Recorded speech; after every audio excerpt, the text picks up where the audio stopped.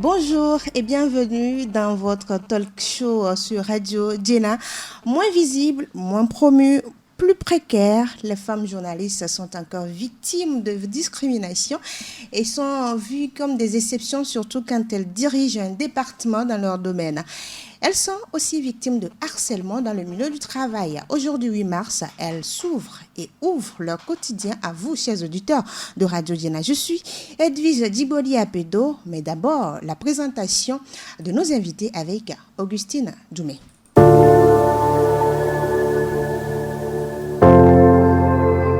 Hélène Doubidi, une dizaine d'expériences dans le journalisme togolais, administratrice principale du site d'information Togo Top News, est la présidente de l'Association togolaise des organes de la presse privée en ligne depuis 2019.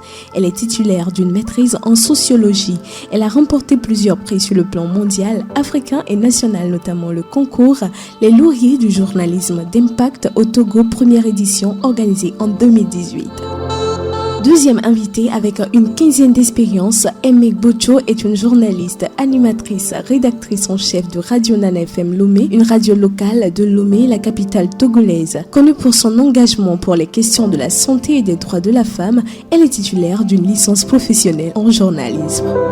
Juanita Blavotri a fait son entrée à la radio en 2010 avec Sport FM, journaliste, animatrice.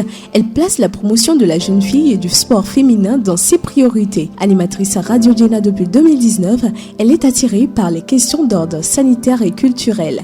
Elle a reçu une formation en finance à l'université de Lomé. Et notre quatrième invité est un journaliste connu pour sa lutte pour les droits humains au Togo. Avec plus de 20 ans d'expérience, Rodrigue Ahego est le directeur de publication adjoint de la Gazette du Togo. Également collaborateur de Canal K en Suisse, il aspire à une société juste où nous sommes tous égaux devant la loi et où les droits de l'homme sont respectés. Mesdames, messieurs, le débat est ouvert. Mesdames, messieurs, bonjour. Bonjour. Vous allez bien? Oui, ça va, merci. Et toi? Oh, ça va, Aimé. Est-ce qu'on a raté quelque chose dans la présentation, Aimé? Je ne crois pas, l'essentiel a été dit. Rodrigue? Je crois qu'on a beaucoup trop parlé de moi. Juanita, il manque quelque chose? Non, le nom juste me suffit à moi. Juanita? Non, Blavotri. Blavotri. On a bien prononcé. Exactement. Hélène, c'est clair? Oui, ça va. Ou bien on a manqué quelque chose? Bon, peut-être dire que je collabore aussi avec plusieurs médias. Ah ouais, tout à fait, avec plusieurs médias. Et le dernier titre que vous avez remporté avec votre organe, c'est concernant les femmes, on va dire. Il y a l'environnement également. Le dernier, c'est le prix ACCER. L'avant-dernier, c'est le prix du journalisme sensible aux gens, catégorie et presse en ligne. D'accord. Et donc, tout est clair maintenant par rapport au portrait de nos invités. Vous avez compris, c'est le talk show des femmes journalistes sur leur quotidien. Alors, Aimé Bocho, aujourd'hui, vous êtes dans le domaine, ça fait plus de 15 ans, si j'ai bon moment, 2007. Voilà, je vais pas faire plus de calcul. 2007, c'est ça? Oui, c'est en 2007 qu'on a commencé. Le quotidien d'Aimé, c'est quoi? Quand on dit Aimé Bocho, animatrice, rédactrice en chef de Radio Djena, journaliste, Radio Nana FM. C'est comme je vais ramener Aimé à Radio Djena. Journaliste, animatrice à Radio Nana FM Lomé, quel est le quotidien de Aimé Bocho? Vous savez, en tant que femme journaliste, je pense que pratiquement nous avons les mêmes courses. Et si, entre guillemets, d'abord, en tant que journaliste à faire, vous vous levez le matin, qu'est-ce que j'ai au programme? Je suis à la présentation, je suis au journal, je dois faire des reportages, écrire des papiers et tout. C'est pratiquement la base pour tout journaliste. Maintenant, la particularité dépendra peut-être des postes ou des fonctions que vous occupez dans votre médium. Et en plus, si vous êtes femme au foyer, ça devient beaucoup plus compliqué. Voilà. Le chapeau, là, je ne sais pas comment vous portez votre chapeau quand c'est comme ça. C'est d'abord la passion qu'on a pour ce métier qui fait que on surpasse tout. On surpasse tout. Malgré les On oublie les On oublie Hélène Toubi, vous êtes dans la presse écrite en ligne. Vous, votre quotidien, c'est toujours de suivre l'actualité, surtout. Hein. Être au parfum de l'actualité, ça donne quoi quand on dit Hélène Toubi dit elle est la présidente d'Atobel, elle est l'administratrice principale de Togo Top News. Ça donne quoi? Oui, et Hélène Doubidi, présidente de Atopel, directrice de publication, femme au foyer, maman. J'avoue que c'est pas du tout facile. J'ai compris que vous portez 4 chapeaux. C'est des nuits qu'il faut sacrifier, c'est des journées qui ont plus de 24 heures. C'est-à-dire, tu te lèves le matin, tu te dis, tu dois t'occuper de la maison et le boulot. Et c'est pas du tout facile, il faut être extrêmement organisé.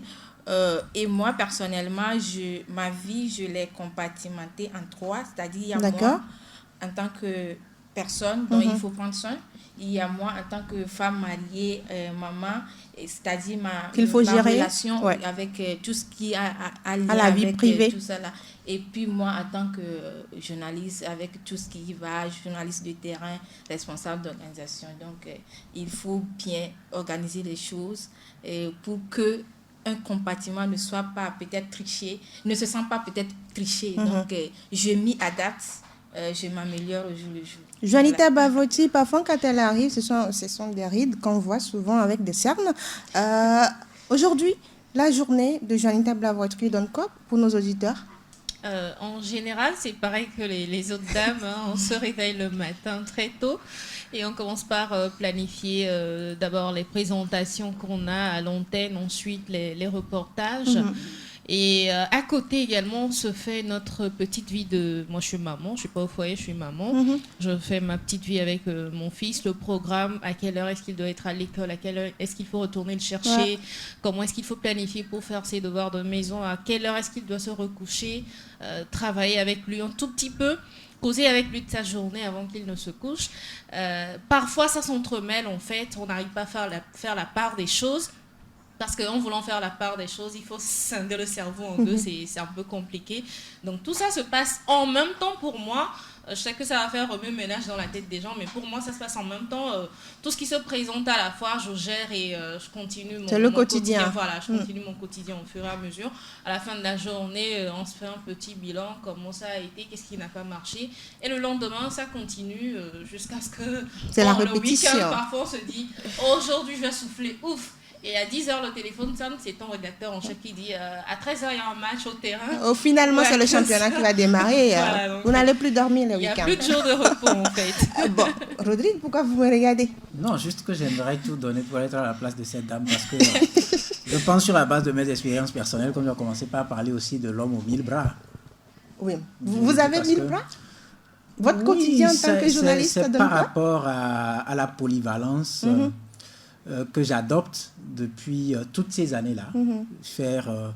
M'occuper en tant que Rodrigue, m'occuper en tant que père de famille, m'occuper en tant que mari, m'occuper en tant que la lampe qui éclaire la lampe du chandelier qui éclaire la maison, c'est-à-dire pratiquement le seul fils en vue dans sa famille où vous pouvez imaginer quand le téléphone sonne, si ce n'est pas maman qui est malade, c'est un frère qui est malade, c'est son enfant qui est malade, c'est elle qui est malade.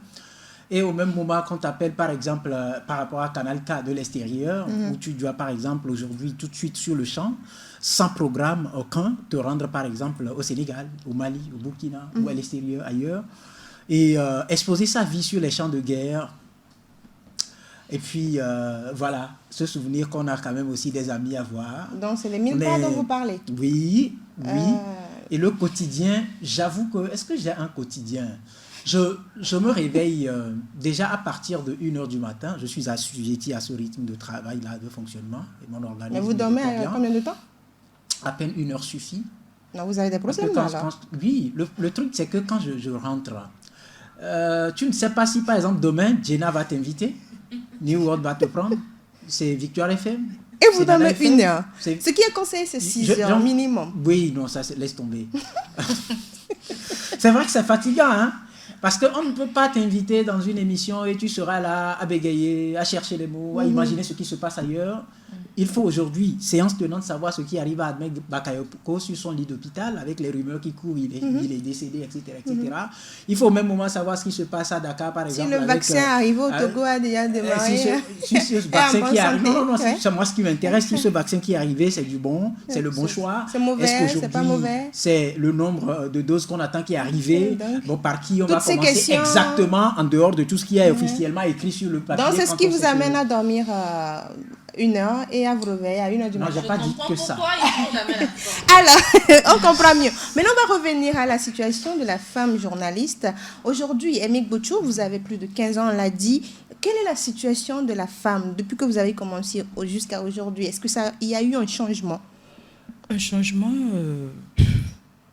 Bon, ça montre qu'il n'y en a pas. Un changement, même s'il y en a, c'est tellement infirme.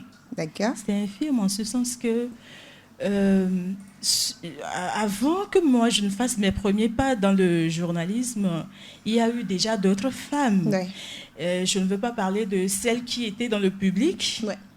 Mais il faut vraiment se faire violence pour pouvoir être à une position donnée. Parce que compter les femmes journalistes aujourd'hui au Togo, il y en a qui ont certes commencé bien, mais combien ont raccroché? Combien sont encore en train de faire ce travail-là aujourd'hui? Nous sommes dans un domaine où les hommes veulent ou bien se sont taillés la part du lion. Ce sont les hommes qui ont décidé ainsi. En fait, il faut dire d'abord que le journalisme était d'abord un domaine beaucoup plus, je ne dirais pas réservé aux hommes, mais au début, c'était d'abord les hommes. Mais si nous sommes là aujourd'hui à parler de la journée de la femme, c'est parce que les femmes veulent aussi être aux côtés des hommes pour que la société puisse évoluer. Dieu qui a créé l'homme et la femme n'a pas créé la femme pour être un objet d'ornement, non. Et donc, dans le journalisme, c'est ce qu'on constate, c'est ça? Non. Normalement, ça ne doit pas être le cas. Et les hommes ne doivent pas nous marcher dessus dans notre domaine. Les hommes vous marchent dessus, Aimé? Pas vraiment, mais des fois, vous avez l'impression que c'est ce qu'ils veulent faire. Hélène, vous êtes d'avis avec Aimé? On vous marche dessus? Oui, je partage un peu ce que ma consoeur dit. En fait, tout d'abord, la situation que moi, je dresse de la femme dans les médias, quand j'ai commencé il y a 10 ans, je pense qu'il y a maintenant plus ou moins assez de femmes qu'avant. Là, on peut dire que la profession se féminise de plus en plus. Mais le constat est que les femmes qui sont dans les médias, généralement, elles n'occupent pas les postes de décision. Elles ne sont pas chefs desk, elles ne sont pas rédactrices en chef. Il y en a, mais c'est peu quand même d'entre elles qui arrivent à accéder au poste de responsabilité. Et ce qu'on déplore également, c'est qu'au niveau des rédactions, généralement, les femmes sont envoyées pour des reportages qui concernent des sujets pas sérieux. Voilà. La décoration, la mode, la beauté, et pour moi, la cuisine. Voilà. Et pour moi, le miroir que nous tend les médias, ça relève un monde avant tout masculin. Parce qu'on considère toujours la femme comme un objet, et la femme au foyer, la femme à la cuisine et tout. Donc ça continue ainsi dans le domaine. Ça continue dans le domaine. Et bon, est-ce que les hommes nous marchent dessus? En partie, oui. Si tu n'as pas confiance en toi, je t'assure que tu vas raccrocher. Tu commences le travail, d'abord on te sous-estime, sur le terrain de reportage, tu te sens rabaissé. C'est à toi-même d'affirmer que tu es capable, et je l'avais dit hier lors d'une interview, aujourd'hui le leadership féminin n'est plus à démontrer. Donc c'est à toi de prouver, sinon ils vont te piétiner, tu vas raccrocher. Et certaines personnes ne raccrochent pas forcément parce que les hommes les piétinent et tout, mais peut-être c'est parce qu'elles se sont mariées et puis avec la conciliation de la vie privée et la vie professionnelle deviennent très très difficiles. D'accord. Ouais. Mais qu'est-ce qui, par exemple, est-ce qu'il y a une situation qui a failli vous pousser à l'abandon, Hélène? Moi, aucune situation, parce que je suis en fait du genre, dès le bas âge, je dis souvent aux gens que les filles qui ont de gros fronts, elles sont tellement têtues, quoi. Je vais chercher. Voilà. Bon, finalement, donc, pour moi, donne suis quoi? genre très têtue. Bon. Et toutes les barrières dressées devant moi, je les considère comme des défis, en fait. Finalement, il y a des gens qui disent des choses. Au début de ma carrière, quand j'ai rapporté mon premier prix, ouais, il y a un journaliste qui a dit c'est un truc de genre et tout, il faut la laisser là-bas. Bon, j'ai écouté. Je travaillais pour un journal dont la ligne éditoriale était vraiment pointue.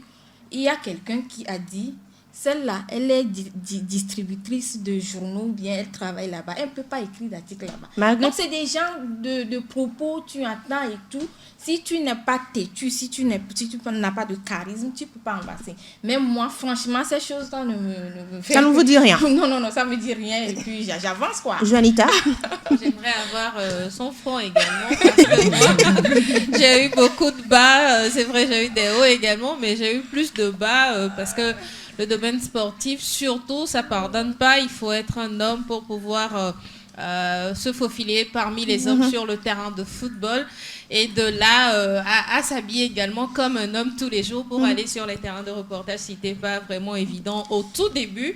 Après, on s'est moulé un peu à la chose et on a commencé par les affronter également à être à leur niveau.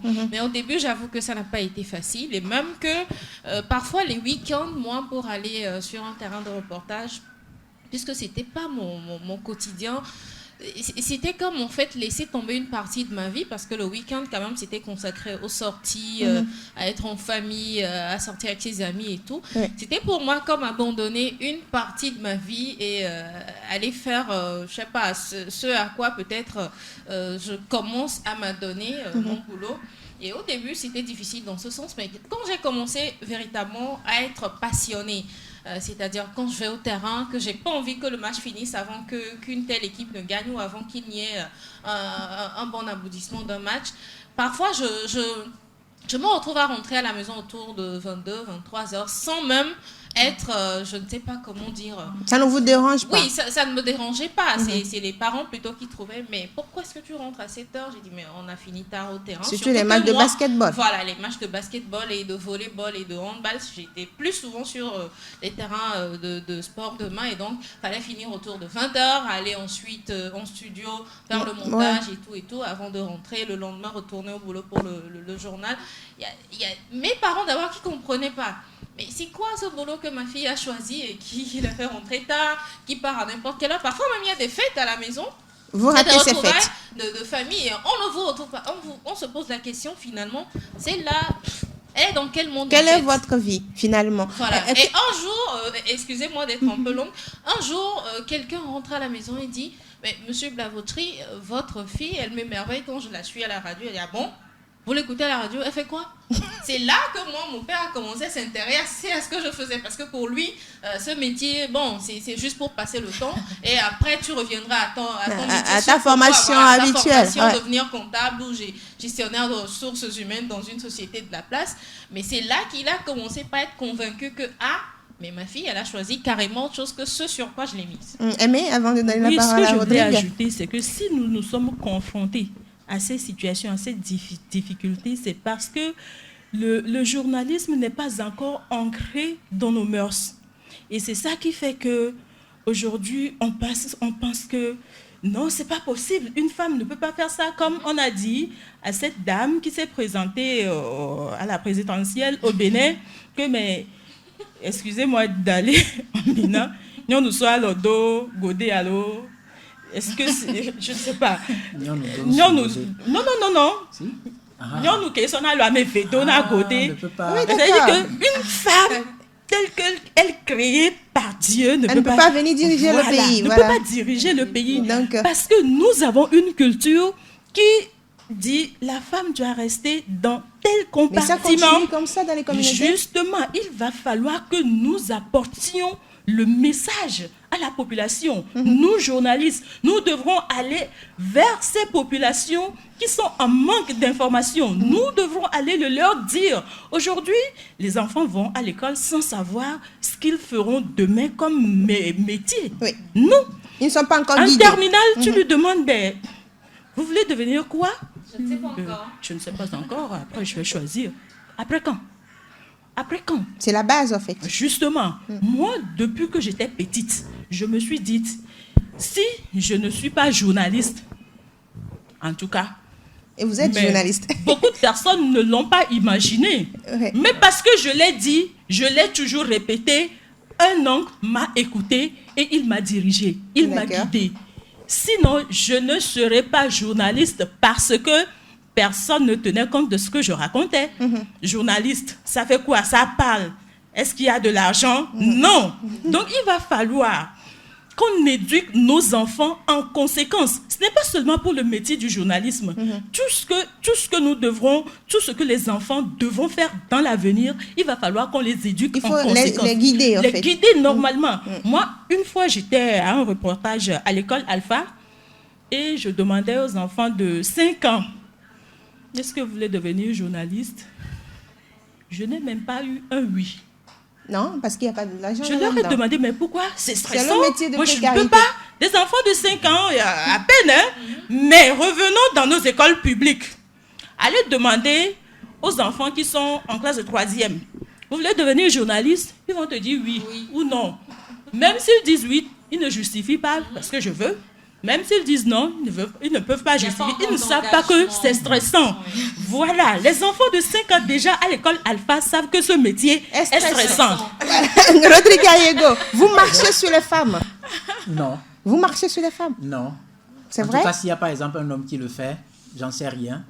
Mais j'avoue que j'ai eu à accompagner plusieurs journalistes de sexe féminin.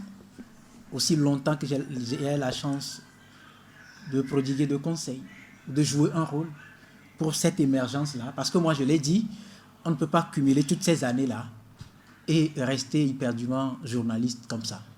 Je suis en train de quitter, ou ça fait depuis quelques années, certaines personnes ont jugé utile que je quitte le journalisme et je suis en train de quitter, mais ça ne veut pas dire que j'abandonne le titre de journaliste, je le suis.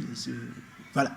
Alors, ce que je veux dire, par expérience, je constate qu'il y a des femmes journalistes qui elles-mêmes refusent d'être à l'origine de l'initiative de leur propre émergence ou de leur propre développement, ou du développement de leur propre profession ou carrière. Écoute, moi je viens dans ma rédaction en tant que patron pratiquement d'organes à l'époque, et puis je vois dans le lot, on me dit tel est stagiaire, tel est ci, tel est ça, tel est ça, tel est ça. Je dis, à l'époque c'était sur la radio KNTB en 2013, en 2012 quand on a repris la radio, où je devais assurer une certaine image à la radio.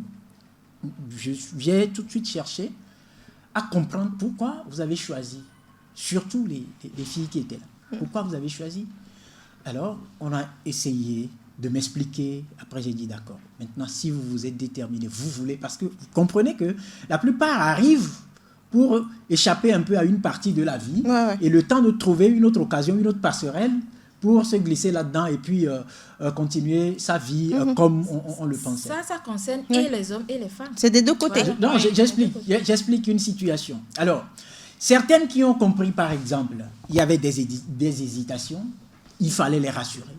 Il fallait dire, parce que n'oublions pas qu'il y a aussi une image, lorsqu'on parle de journaliste, femme journaliste, il y a une image entre griffes stéréotypée qui ne dit pas son nom, qui fait que lorsque, par exemple, même le parent apprend que sa fille veut devenir journaliste, il faut être un parent d'une autre dimension donnée, un parent qui comprenne que je peux accompagner ma fille à faire la différence pour l'encourager à choisir ce métier-là ou cette profession-là. Alors, par exemple, si je donne... J'étais animateur d'une émission sur la radio, une émission purement politique, et les gens avaient peur. Et subitement, je devais prendre un congé d'1 mois, parce que j'avais des engagements à l'extérieur. Et puis je dis, Anita, viens, tu animes l'émission demain. Elle dit, pardon? Je dis, oui, c'est ça. Tu animes l'émission demain, prends un papier, un stylo, et puis viens, pose-moi des questions. Je vais te répondre. Prends-moi comme invité. Parce que demain, c'est toi, je ne serai pas là. Tu vas le faire. Aujourd'hui, elle continue sur la télévision Espoir 47. Elle anime l'émission Débat politique. Elle reçoit les invités. Et puis voilà. j'ai vu une autre qui était venue, elle était stagiaire, on lui confiait des communiqués, tout et tout. J'ai entendu sa voix, je vous assure. Rarement j'écoutais la radio, mais le jour-là, je ne sais pas, depuis la voiture, j'ai entendu sa voix quand je suis arrivé. La première des choses, je l'ai retirée de là et je l'ai reversée totalement à la rédaction. Et je me suis personnellement engagé à l'accompagner. Elle est devenue journaliste. Donc il y a plusieurs journalistes que ce n'est pas en fait. Vous êtes l'une des rares personnes, hein, c'est ça. Donc, moi je comprends. Sauf que tel que je le dis, ce que je reproche à souvent la majorité des journalistes du sexe féminin, c'est que on a tendance à promouvoir l'image négative que les gens ont et qui fait que lorsque tu arrives, on a la petite sœur à la maison n'a pas envie de. On doit pouvoir changer. Aujourd'hui au Togo, moi je dis par exemple aux gens, c'est hier qu'on parlait, je disais Hélène, ça fait longtemps que je l'ai vue. Mais je l'ai vue il y a quelques semaines à la radio. Je te disais un peu comme si je suis fier quand j'écoute les dames. Non, ouais. C'est une fierté pour moi. Et puis pas seulement au Togo, au Ghana. J'ai comme ça trouvé à une sortie, une soirée, une fille, on causait de tout et tout, et puis tout de suite sa voix, sa façon de raisonner et tout et tout. J'ai dit, mais you're supposed to be journalist. She said, no, I can't. Mais finalement, elle s'est intéressée au journalisme. Aujourd'hui, c'est avec fierté que je vois celle-là. Et donc, c'est pour dire que, quelqu'un a besoin de donner une chance. Je ne suis pas d'avis qu'on marche dessus, mais je peux comprendre que des hommes aient la tendance à se tailler la part de lion. Mais ça ne peut pas marcher comme ça. Moi, en tout cas, je ne l'ai jamais vu comme ça.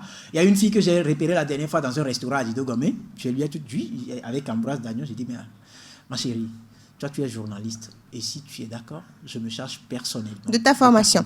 Voilà, mais figurez-vous, voilà. Elle n'est pas sûre d'elle-même. Oui, ouais. Majoritairement, ce qui revient, Hélène, c'est que la femme elle-même, quand elle arrive, elle n'aime pas s'attaquer à certains sujets. Par exemple, vous avez parlé du fait qu'on aime plus donner la cuisine, la beauté, la mode, tout ce qui concerne la femme, le féminin aux femmes. Mais seulement, c'est que les retours qu'on a eus, c'est que la femme même n'aime pas s'attaquer à certains sujets.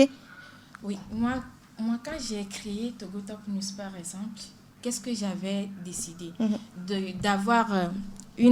d'instaurer une discrimination positive dans ma rédaction, avoir 80% de femmes et 20% d'hommes. Ouais. Mais j'avoue que j'ai échoué jusqu'aujourd'hui. Pourquoi? Parce que les filles qui viennent, parce que quand des gens me demandent des stages et tout, je privilégie toujours les femmes, d'accord. Les femmes, les filles, voilà. Et quand elles viennent, c'est ce que j'avais relevé tout à l'heure. Peut-être c'est parce que elle a raconté en cours de chemin un homme sur le terrain de reportage et elle devient une femme mariée. Et le monsieur refuse qu'elle exerce la profession. Donc d'abord, c'est l'une des raisons. Voilà. D'accord. Parce que les journalistes, c'est un métier en plein temps, il faut revenir très tard et tout. Les hommes refusent. Et ça, est-ce que c'est la faute à la femme? Peut-être oui, parce que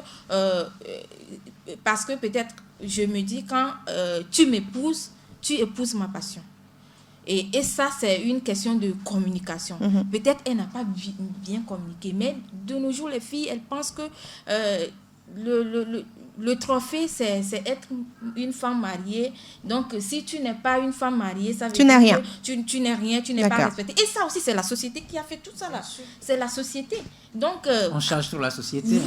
Oui, on charge la société. Non, mais aussi, c'est faux. Parce que si tu es femme sortant d'une famille et qu'après un certain âge, je prends la trentaine, on ne te voit pas t'installer régulièrement avec un homme ou avoir une situation, tout le monde t'attaque en fait. Ça devient comme, je ne sais pas, pourquoi toi tu ne fais pas ça? C'est une pression. Voilà, c'est une pression en fait. La société. D'accord. Maintenant, par rapport à cette question du fait que la femme n'aime pas, par exemple, s'attaquer au sport, à la politique, à quel sujet encore? À des sujets d'investigation, développement, environnement, qu'est-ce que vous en pensez? Edwige, ce n'est pas que la femme n'aime pas.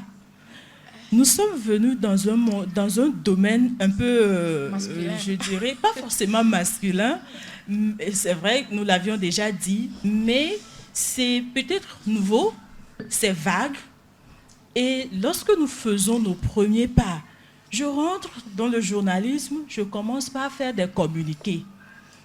Il faut que je cherche à savoir s'il y a d'autres possibilités en dehors des communiqués. Maintenant, mes supérieurs qui sont là et qui savent que je dois gravir des échelons ne veulent pas me promouvoir parce que, oh, toi, tu as une très belle voix, hein, tu peux lire les... Donc, je suis là uniquement pour lire communiquer. Non, c'est parce que vous acceptez de lire les annonces. Attends, ce sont des étapes. C'est un processus. Bon, il faut un temps pour finir les communiqués, passer à autre chose. Passer peut-être à la présentation des émissions, passer à la présentation du journal. Là, je commence par à avoir en moi une certaine assurance. Et lorsqu'un jour, on me demandera, anime l'émission politique, même si je refuse immédiatement sur le coup, après mûre réflexion, ben je vais adhérer. Mais si tous les jours, on te dit, toi, tu n'es bonne à rien, tu ne peux que faire ça, j'ingurgite. Je suis en train d'enregistrer. Et finalement, je me dis, je ne peux que faire ça. Ouais. Et les hommes, excusez-moi, bon, quelques hommes, bien certains hommes prennent du plaisir à dénigrer à la femme ou à la jeune fille.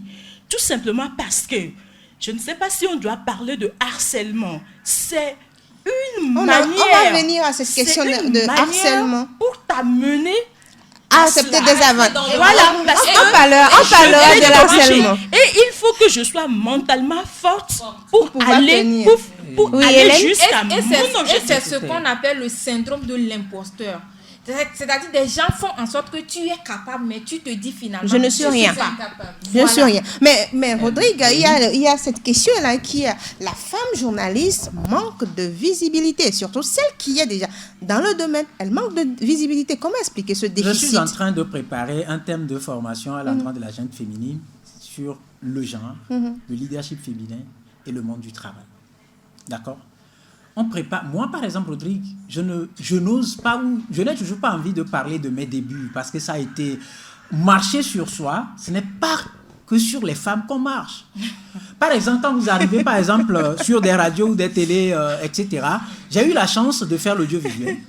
J'ai fait le web, j'ai fait la presse écrite. Vous avez touché à tout, en fait. J'ai fait la photographie. Vous avez touché à tout caméra. Dans le média. J'ai touché à tous les domaines d'activité. Non, pas parce que c'est par passion. C'est par passion. Et puis, je n'ai jamais oublié de mentionner que c'est grâce à Honoré Adontuy que j'ai pris goût au micro. Et donc, j'ai laissé tomber la caméra, l'appareil photo. Je me suis concentré. Pour la radio et pour la télé. Et alors, il y avait en 2005, il y avait une formation à la veille de la Coupe du Monde. Et j'ai rencontré d'éminents journalistes et on discutait. Et puis subitement, Eddie Hamel me dit, Rodrigue, tu es fait pour le journalisme. Et cette histoire de caméra, parce que j'avais réalisé une interview pour Média Passport et CFI, l'interview de, comment vous appelez le studio de Sport FM? Vincent Yamé. Vincent Yamé. Oui, l'un des doyens du journalisme sportif. Voilà. C'est ça, au fait, qui a fait que les gens se sont intéressés pour poser des questions, tout et tout. Et je vous assure que le jour où j'ai animé une émission qu'on diffusait, et c'est Jacques Roux qui m'appelle, paix à son âme, il dit, Rodrigue, félicitations, tu as tout accompli, c'est ce que j'attendais, c'est fini. Alors, c'est pour dire que c'est une guerre de positionnement. Vous ne devez attendre personne. Donc la femme doit se battre pour se positionner. Moi, je sais de quoi je parle. D'accord. Autant l'homme que la femme. Je ne vais pas parler de la réalité sur les autres antennes. Parce qu'il y a des hommes qui veulent qu'on parle d'eux à tous les niveaux. Au même moment, ils ne veulent pas céder la place à leur second qui est aussi du sexe masculin pour chercher à céder la place à une femme qui va arriver. Au pire des cas, peut-être qu'elle accepte, elle devient femme de ce dernier pour peut-être bénéficier de son image. Je parle sans langue de bois. Je suis décidé à parler sans langue de bois. Oui, c'est ça. Ce sont des tristes réalités sur les différents organes. Mais je suis de ceux qui pensent que si la femme aujourd'hui, journaliste, décide de se donner une certaine image et aussi d'avancer, pourquoi ne pas avancer? Combien de fois, par exemple, moi, je ne dis pas à Edwige, félicitations, parce que je suis en train de trouver là quelque chose que j'ai à l'idée depuis des années. Ah, d'accord. Je n'hésite pas, je le dis tout le temps. Et je vous assure, même chez les hommes, Aujourd'hui, c'est une paresse parce que moi, je ne retrouve plus le journalisme aujourd'hui. Les ateliers, les réunions, les communiqués sanctionnant le Conseil des ministres, qu'on retrouve un peu partout sur les sites, ça n'a rien à voir avec le journalisme. Il n'y a pas un travail de recherche. Le travail de recherche ne se fait pas. Et moi, je pense qu'aussi aujourd'hui, la femme veut se tailler une place. Mais attends, je prends du plaisir à lire les articles produits par les femmes que lire, excusez-moi, des énormités. C'est l'exemple produits par des hommes à qui on prête... je parlerai d'atmosphère propice à leur développement, mais ce n'est pas tellement le cas. La recherche, c'est l'exemple du journal d'Hélène qu'il faut encourager. Oui, Janita? Doser, en fait, comme l'image se crée, l'image se perfectionne, l'image se prépare. Mais est-ce que la femme journaliste, elle se préserve? Est-ce que la femme journaliste togolaise a cette image? Vous ressentez cela? En fait, en tant que femme, nous n'osons pas en tant que femme et ensuite en tant que journaliste, nous n'osons pas, nous n'allons pas au-delà de nos limites. On a un background, c'est vrai, on vient avec un certain acquis et on se contente de ça. On se dit, je suis capable de faire ça. Ça s'arrête là. C'est bon, je suis à la présentation du journal télévisé de 20h. Ça me c'est va. Bon, je ne me fais pas une autre place, je ne me ferai pas un autre chemin. Là où je suis, ça me va, je reste là et c'est bon. Et puis, ce qui accompagne le truc, Hélène a dit ça tout à l'heure, en allant, chemin faisant, dans ce métier que nous avons choisi par passion, on rencontre un homme qui souvent on tombe amoureuse, nous les femmes, c'est ça le truc aussi, on tombe amoureuse. On s'engage et puis... quand on s'engage, l'amour parfois nous bande les yeux, je vais dire, et on oublie carrément qu'on a notre propre personne à développer. Quand nous venons sur Terre, en fait, chacun vient sur cette terre avec une mission donnée. On n'est pas venu pour tenir le bras de quelqu'un ou bien pour faire des enfants à quelqu'un et balayer sa chambre jusqu'à aller... Il faut toujours préserver sa carrière malgré l'engagement privé. On doit notre destinée et aller jusqu'au bout de ce pourquoi nous sommes sur terre. S'il n'y a pas de destinée, si on n'a rien à faire, alors autant ne même pas venir sur terre. Alors, nous femmes, nous devons oser et aussi savoir dire non quand il faut dire non et oui quand il faut dire oui. Par exemple, je prends un monsieur qui me drague dans mon métier, que ce soit mon chef, que ce soit un président de club. On parlera du harcèlement tout à l'heure. Non, drague en bonne et due forme. Disons-nous que c'est le propre des hommes aussi. Oui, c'est un homme. La femme aussi peut draguer un homme. La femme d'être draguée aussi. D'être draguée. C'est comme par exemple quand tu vas au marché, tu rencontres plein d'autres vendeuses en route. Oui. Est-ce que ça veut dire que tu vas laisser ton marché pour acheter tout ce qu'il y a sur le chemin? Non, tu vas acheter ce qu'il y a à faire. Ouais. Non, mais disons-nous que tout ça fait partie en fait de notre quotidien. Ok, Kofi me drague. Bon, j'ai entendu. Je verrai plus tard. Quand Sim drague, j'ai entendu, je verrai plus tard. Mais ma destination, c'est Maurice. Ce n'est ni Kofi, ni Kojo. Mais j'ai une destination. Il faut avoir dans ma tête, la vision. J'ai une vision, je dois l'atteindre. Et quand on a un objectif, il y a différents points pour cet objectif-là. Au début, planifier ce qu'on a à faire. Ensuite, se donner les moyens et avoir également ceux-là qui peuvent m'accompagner dans ces objectifs que j'ai et pour pouvoir les atteindre. Si on attend forcément joliment installé, bien habillé, coiffé et tout, que ce soit un homme qui nous fasse une promotion canapé ou que ce soit ma tante qui est ministre de l'Intérieur qui puisse pour vous permettre d'aller à la télévision nationale. Non, alors, Hélène, si tu permets, je crois que Hélène avait parlé d'un truc intéressant. Elle a dit que sur les lieux de reportage, tu rencontres un homme et Janita est revenue là-dessus. Vous savez, il y a une chose. J'ai parlé de l'image, l'image que ça dégage. Votre personnalité. Si par exemple, votre personnalité. Aujourd'hui, votre personnalité ou non, la gente féminine dans le journalisme, je serai à la place des autres hommes aussi qui ont la chance d'épouser des journalistes, que j'aurai beaucoup de difficultés à laisser ma femme rentrer à 22h. Voyager sur 2-3 jours, voyager sur 2-3 jours, etc. Parce qu'il y a une sorte de rupture de confiance sur ces périodes-là. D'accord? Et donc, parce qu'on a déjà une certaine appréhension sur ce sujet-là, sur cette façon de vivre-là. Et donc, laisser sa femme, tu te dis finalement, tu l'exposes. C'est un peu comme... je reviens à l'exemple. Ce n'est pas seulement... Attends, je viens. Laissez-moi aller. Je prends par exemple le monde de la coiffure, le monde de la tresse par exemple. Lorsqu'on arrive à apprendre pour épouse une femme qui travaille dans ce secteur-là, je vous assure qu'il y a des difficultés qui en résultent sur la base de l'image qui se dégage. Et donc, mais, on peut faire l'exception. Moi, si ma femme, par exemple, s'appelle Edwige, Hélène, Aimée, ou Joanita, ou encore X ou Y, que moi, Rodrigue, je dise que si elle voyage, c'est pour son travail, elle va me revenir. Il faut travailler. Il faut travailler ce côté-là.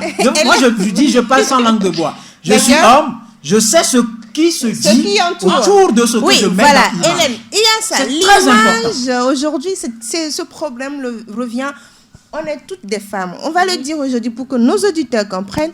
Est-ce que la femme journaliste est une femme exposée à tous les hommes, est une femme qui sort avec tous les hommes? C'est un talk show, on fait le show sans langue de bois. Hélène? En fait, il y a plein de métiers qui exposent, entre guillemets, la femme. Il n'y a pas que le journalisme. C'est une question de communication, à la base. Vous épousez une femme journaliste. En fait, quand tu prends une femme force de l'ordre comme épouse, tu dois savoir qu'elle ira en mission. Donc, comme les femmes journalistes également, celles qui essaient d'évoluer et tout, elles voyagent souvent. Donc, tu dois savoir à la base que ta femme doit voyager et tu dois comprendre ses absences et ses occupations. Mais malheureusement, généralement, les hommes que j'appelle hommes masculins à la perfection, ils ont du mal à comprendre cela. Et c'est ça qui fait qu'il y a beaucoup de nos jeunes sœurs qui ont commencé et qui aujourd'hui se retrouvent à la maison malheureusement. Il y a encore une qui a une très belle plume qui a travaillé avec moi. Son cas, ça m'intrigue tous les jours. Son mari me harcelait, presque me menaçait de la renvoyer. Et finalement, il m'appelait même à minuit. J'étais obligée de la renvoyer. Voilà. Parce qu'il a besoin de sa femme. Il veut pas que sa femme... Excusez-moi, je ne suis pas l'animatrice. Hein. Oui, mais... Renvoyer cette femme pour qu'elle vienne s'asseoir à la maison ou bien faire autre chose comme métier. C'est ce qui a été fait finalement. La femme m'a expliqué que lui, il voulait plutôt qu'elle apprenne la tresse ou bien la coiffure. Elle a rencontré cette femme quand elle était déjà journaliste. Donc elle est partie. Oui. Elle est partie. Ah non, elle a quitté c'est une erreur. C'est une erreur. Aujourd'hui, ce qui se dit, c'est que la femme journaliste... C'est une triste réalité. Oui, c'est la réalité. Une femme journaliste qui a une très très belle plume, je ne peux pas appeler son nom. Oui. Et j'ai compris même, elle a quitté plusieurs rédactions avant de travailler. J'ai compris pourquoi. C'est de l'irresponsabilité à ce niveau. Il y a un problème. Rodrigue. Écoutez, moi je dis, ça fait des années que je me suis dit, si par exemple Rodrigue a eu vent de cette affaire-là, je serais très engagé à discuter avec mon frère, le mari, pour comprendre ce qui ne va pas. Mais pour une situation qui amène une femme à déserter plusieurs rédactions, je ne vais pas mettre la balle. Il y a Rodrigue va gérer cette affaire.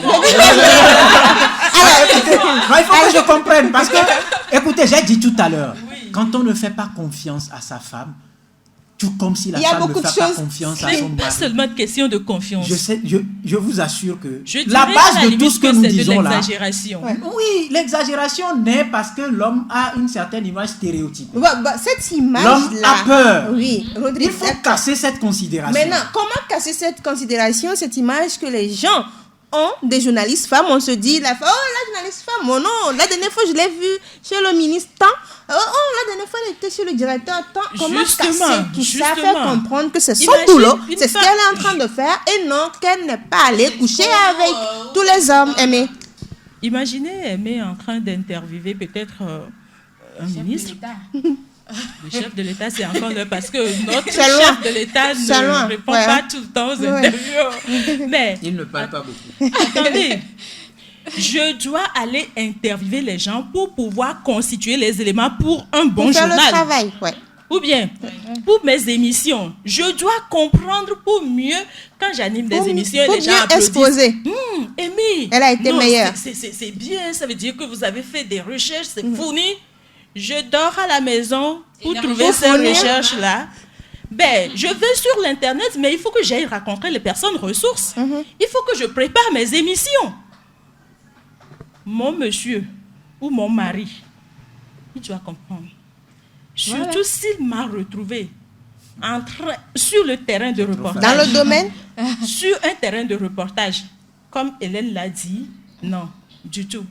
En tout cas, moi, je ne fléchis pas. Mais il y a certains hommes qui ne veulent pas s'engager avec les journalistes femmes à cause de cette image-là. Ils ne sont pas obligés.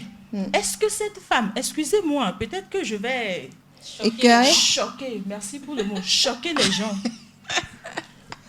Je suis obligée de te marier. Non, je ne sais pas si je dois parler de divorce parce que je ne sais pas si c'est un ménage légalement constitué. Est-ce que je suis obligée? Je ne suis pas obligée. Mais le monsieur doit comprendre. Attendez, le journaliste, quand vous...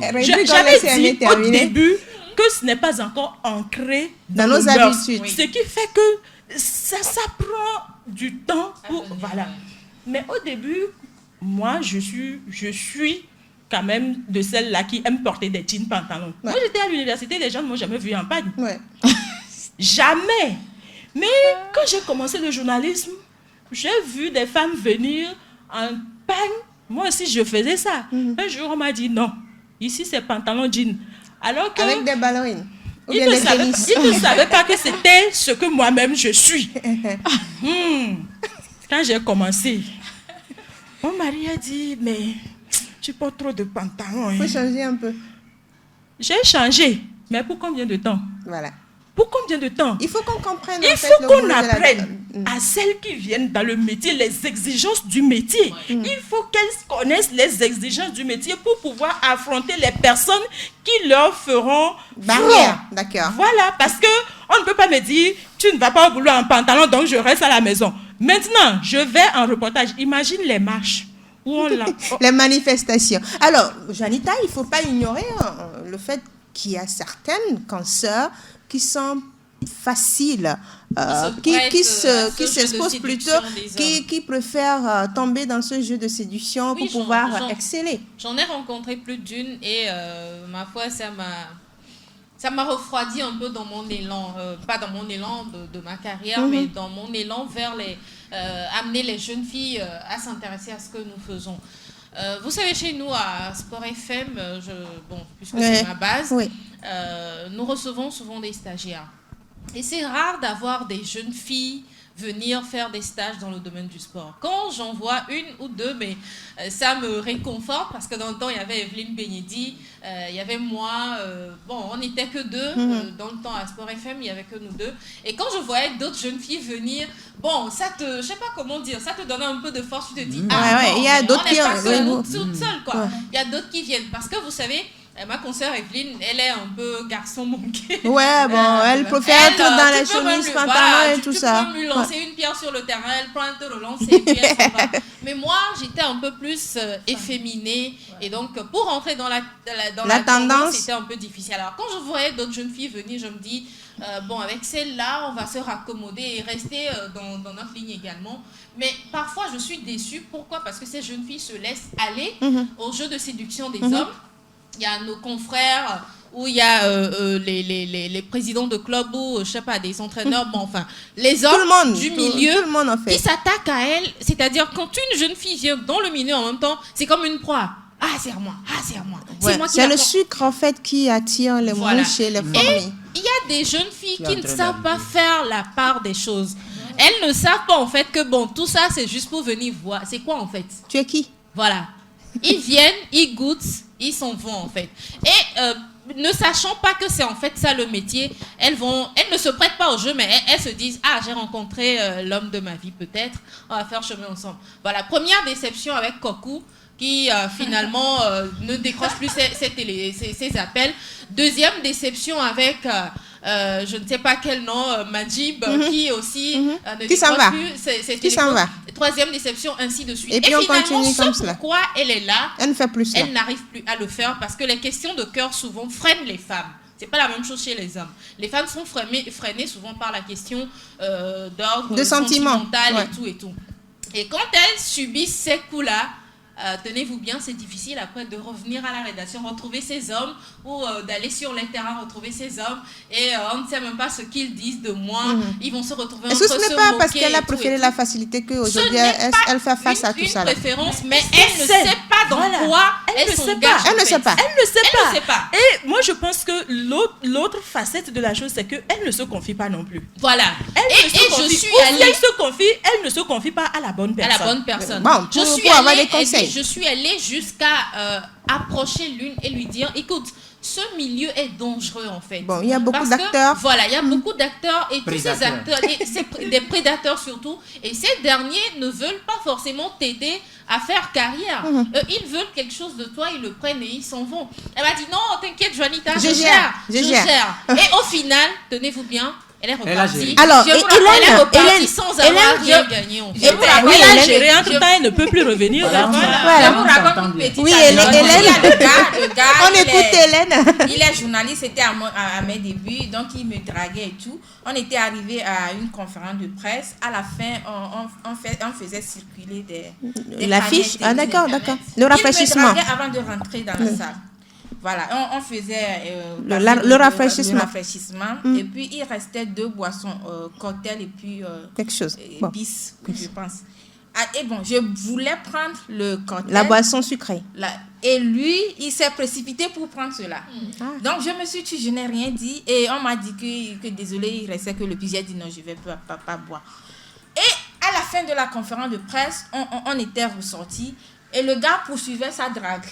Et je lui dis, mais toi, tu étais incapable de me laisser prendre un cocktail qui nous était servi et tu continues pas à me draguer. C'est pour appuyer ce que ma consoeur venait de dire. C'est des gens, en fait, qui voulaient juste voir. Alors, Hélène, aujourd'hui, vous êtes patronne de presse. Ouais. Il y a elle qui est responsable de rédaction, c'est-à-dire directrice de rédaction. Mais est-ce que vous pensez qu'il y a une référence dans le journalisme féminin aujourd'hui au Togo? Vous allez parler tout à l'heure des filles qui ne savent pas ce qu'il y a dans le domaine, qui ne se retrouvent pas, qui se cognent au mur comme ça et qui partent. Mais est-ce qu'il y a des références dans le journalisme féminin togolais? Bien sûr. Hélène, je suis choquée que tu me poses cette question. Non, je dois poser cette question. Comment tu me poses cette question? Bien sûr, nous qui sommes à cette table, nous sommes des références. D'accord. N'en déplaise à qui. Maintenant, c'est à vous de me répondre. Ne soyez pas choqués par ma question. Non. Il y a nos prédécesseurs, il y a des dames qui ont fait Radio Lemay, des dames responsables. La radio nationale, la télévision nationale. Il y a des dames qui ont fait des chaînes privées qui, dans le temps, n'avaient même pas les moyens que nous avons aujourd'hui. Mais ces dames-là se sont battues. Et c'est des références. Bien aujourd'hui, excusez-moi, monsieur, je reviens sur la question. Vous êtes choqués, mais j'aime choquer, en fait, par mes questions. Quand vous dites journalisme togolais, féminin, en fait, journalisme féminin togolais, quelqu'un qui a peur de la France, j'ai besoin d'une journaliste. On donne quel nom? Il n'y a pas de visibilité autour de ces femmes. Excusez-moi, il n'y en a pas.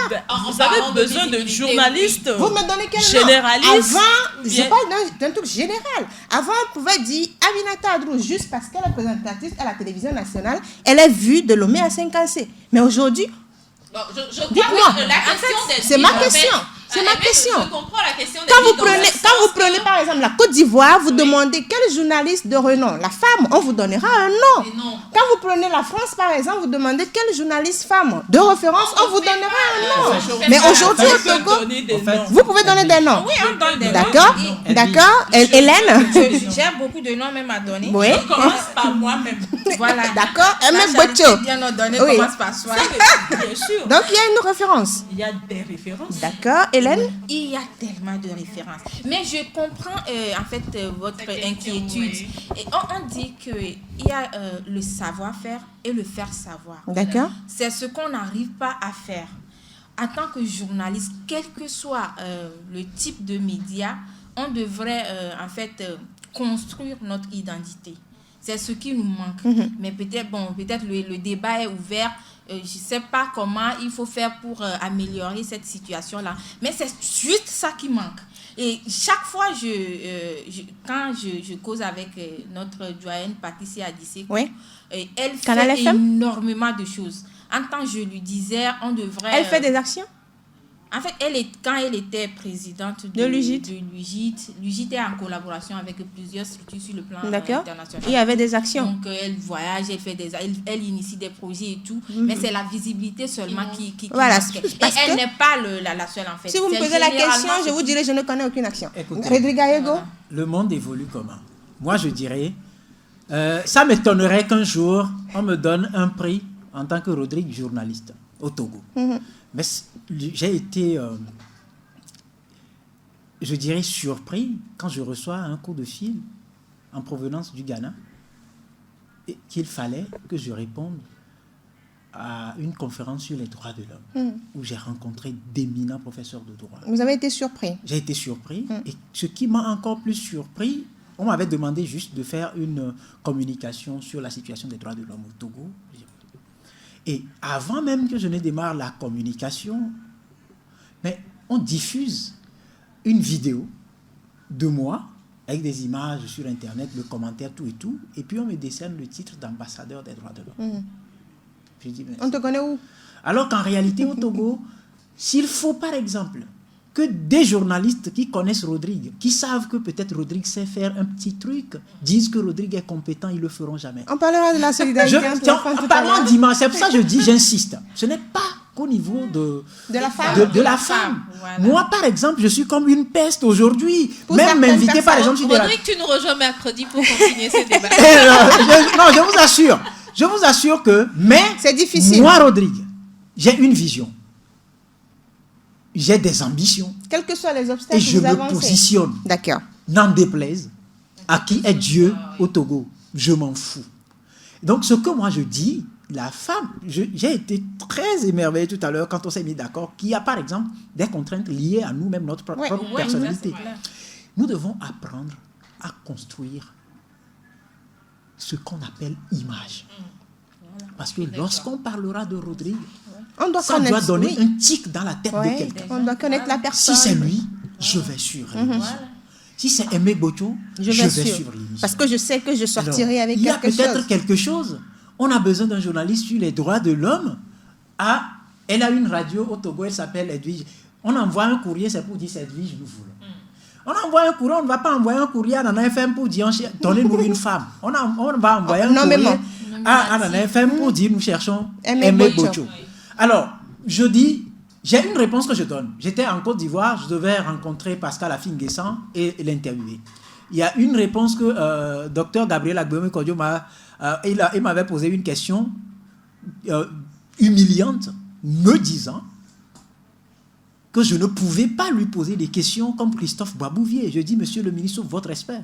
Christophe Boisbouvier, c'est Christophe Boisbouvier, moi c'est Rodrigue Aego. Voilà. Tu es libre de répondre à des questions. Il faut construire sa personnalité. On fait l'émission, tu ne veux pas répondre, je m'en vais. Je vous assure que l'émission passe, c'est monsieur le ministre qui m'appelle et je dis d'accord, merci pour l'appel. J'ai fait la même chose encore, c'est pour dire que lorsque vous êtes sûr, d'abord, nous devons nous mouler dans le professionnalisme. Voilà. La recherche. Lorsqu'on est professionnel, on est compétent, on a de la qualité, on fait parler cette qualité sans regarder les beaux yeux de X qui va me constituer un obstacle. Moi, je n'en ai pas. Sur le plan international, avec les médias que j'ai côtoyés, tout et tout, quand j'arrive sur un choix, on en parlait tout à l'heure en offre, je compte sur mes capacités. Je dis, mais attends, il y a aujourd'hui des gens qui tiennent la caméra, qui filment, qui font des trucs, leur nom résonne et tout et tout. Peut-être que lui, il sait que quand j'ai commencé par tenir l'appareil photo, il y a au moins 28 ans, ces noms qu'on cite aujourd'hui ne savent pas prendre une photo. Et donc c'est pour dire que j'ai construit quelque chose. Je quitte une image, je vais. Et je disais à quelqu'un la dernière fois, j'ai fait le PPT, je suis à la GITIT. Je ne veux plus être dans ça. Il faut travailler en fait. Il faut faire des recherches. Il faut avancer. Il faut avoir de la compétence, de la qualité. Il faut connaître son monde de travail. Exactement. Connaître les contraintes. Et, préparer des éléments de résistance face à ces barrières. Aujourd'hui, on n'en trouve pas. On va sur un lieu de reportage. On se partage les brochettes que l'organisateur nous donne. Et demain, je suis dragué et puis je tombe. Ce qui m'énerve. Et là, je vais lancer, c'est un coup de gueule, un appel à ces filles qui viennent aujourd'hui dans le métier. Ce n'est pas une course de recensement des pantalons des hommes qui sont dans le métier. J'en vois, ça me fait pleurer. À un moment donné, j'ai dit heureusement que je n'ai pas mis au monde un enfant. J'ai 3 garçons. Et puis, est-ce qu'on va pas le nommer ambassadeur? Non, 3 garçons. Alors, j'ai 3 garçons.